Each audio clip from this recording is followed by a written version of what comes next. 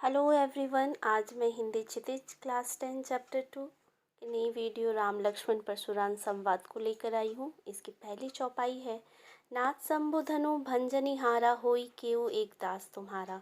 आई सु काह कहिए किन मोही सिनुई रिसाई बोले मुनि कोही। सेवको जो करे सेवकाई अरि करनी करी करो लड़ाई। अर्थात इन पंक्तियों में श्री राम परशुराम जी से कह रहे हैं कि हे नाथ, शिव जी के धनुष को तोड़ने की शक्ति तो केवल आपके दास में ही हो सकती है, इसलिए वो आपका कोई दास ही होगा जिसने इस धनुष को तोड़ा है। क्या आज्ञा है, मुझे आदेश दे। ये सुनकर परशुराम जी और क्रोधित हो जाते हैं और कहते हैं कि सेवक वही हो सकता है जो सेवकों जैसा काम करे। यह धनुष तोड़कर उसने शत्रुता का काम किया है और इसका परिणाम युद्ध ही है। उसने इस धनुष को तोड़कर मुझे युद्ध के लिए ललकारा है, इसलिए वो मेरे सामने आए। दूसरी, सुनहु राम जेहि शिव धनु तोरा सहस बाहु सम रिपु मोरा। सो बिलगाओ बिहाई समाजा ना तो मारे जेहि सब राजा। सुनी मुनि वचन लखन मुस्काने बोले परशुधरी अम्माने बहु धनुई तोरी ललकारी कबहु ना असीरिस की नहीं गुसाई।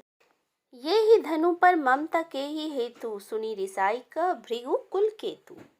अर्थात जिसने भी शिवजी के धनुष को तोड़ा है वह इस स्वयंवर को छोड़कर अलग खड़ा हो जाए, नहीं तो इस दरबार में उपस्थित सारे राजाओं को अपनी जान से हाथ धोना पड़ सकता है।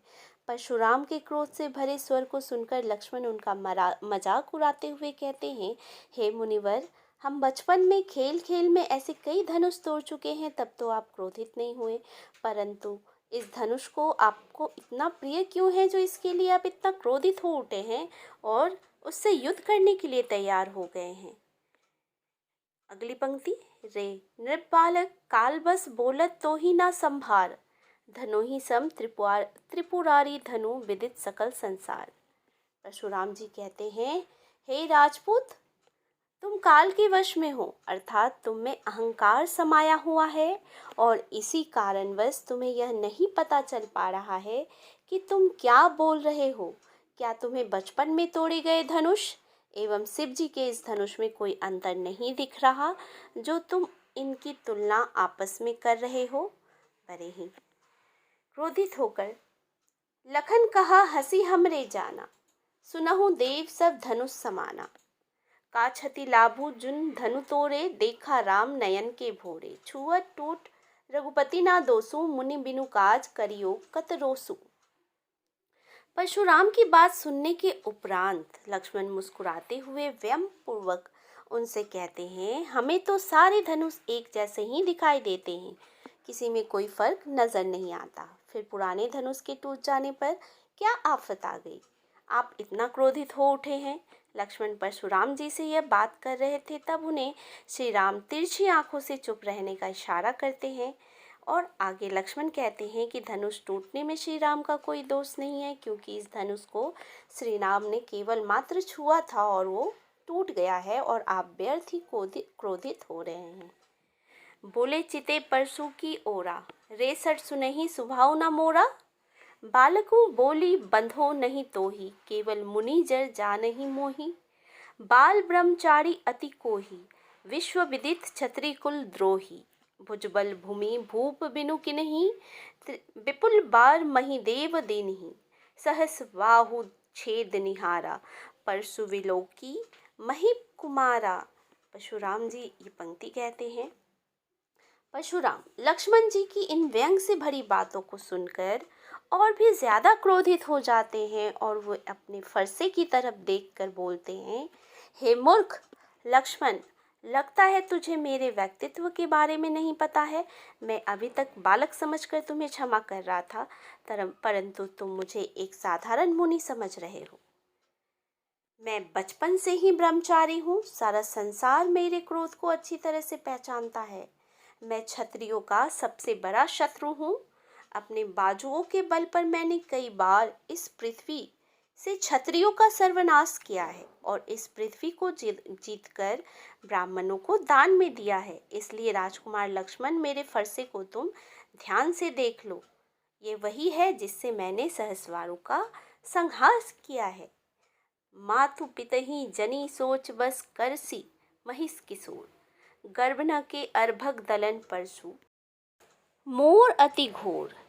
हे राजकुमार बालक, तुम मुझसे भिड़कर अपने माता पिता को चिंता में मत डालो, अर्थात अपनी मृत्यु को न्योता मत दो।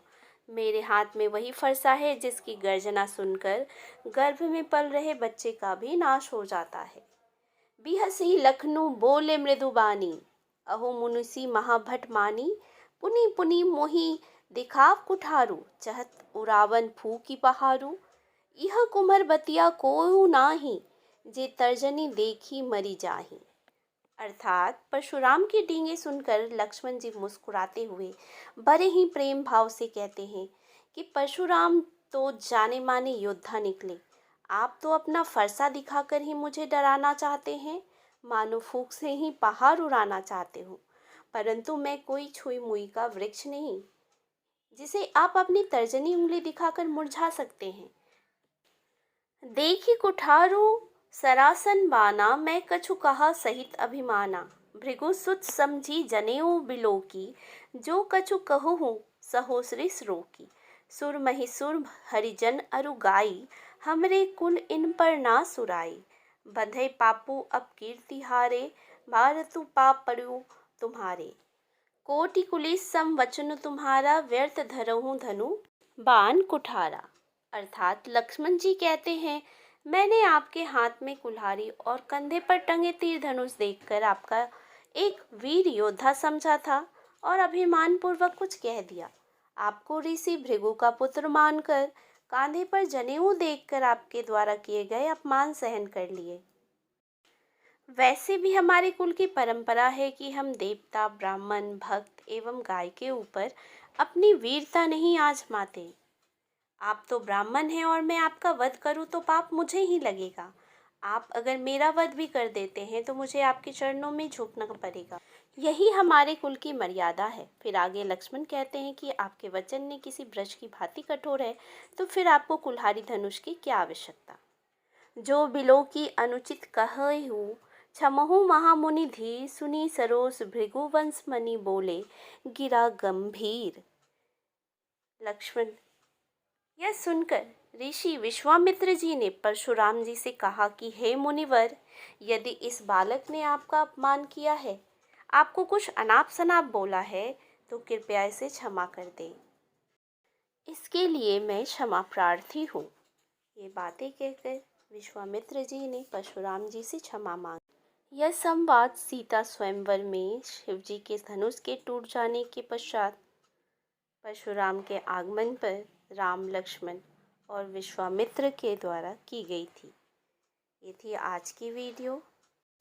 ऐसी ही वीडियो पाने के लिए वीडियो को लाइक करें, सब्सक्राइब करें और साथ ही बेल आइकन को दबा लें, जिससे नए नए वीडियो के नोटिफिकेशन आप तक पहुंचते रहें। उम्मीद है वीडियो आपको पसंद आई होगी। Thanks for watching.